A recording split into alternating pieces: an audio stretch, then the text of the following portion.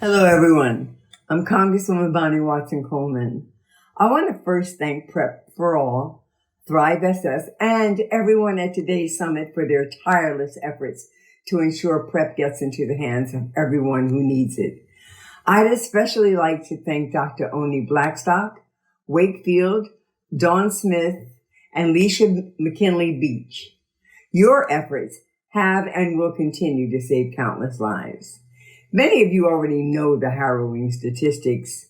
Members of our community make up 42% of all HIV diagnoses, nearly 4 times the expected rate. Yet only 9% of Black people who would benefit from PrEP are using it.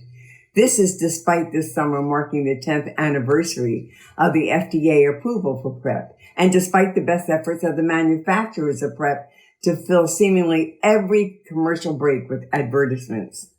I'm grateful this summit was organized to find solutions to the problem of uptake in the Black community, a community that has consistently lagged behind others in terms of resources, especially for healthcare.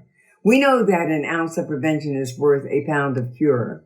While an HIV diagnosis is not the death sentence it was 30 years ago, the costs associated with treating HIV/AIDS make prevention absolutely necessary. Your work at this summit takes on new urgency with the news last week that a federal judge in Texas has ruled that the mandate that insurance cover PrEP violates the religious rights of employers, ensuring the cost of PrEP would fall immediately and completely on those taking it. I found this opinion to be quite odd, at least, as I'm sure it was for many. The Jesus that I read about in my Bible was a healer. He cared for not who was the sick who came to him for mercy. He did not demand payment before those were in need. He recognized the humanity in all people. And I'd like to ask this judge, who would Jesus allow to become infected? While we wait to see if this ruling will be overturned on appeal, this case highlights the need to finally tackle this issue. There are tools in our toolbox. This year, the Biden administration's budget request included a line to provide a national PrEP program for the uninsured.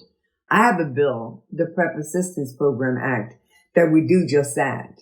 The bill has 61 co-sponsors, and it would establish a grant program to provide PrEP and related services to individuals at no cost.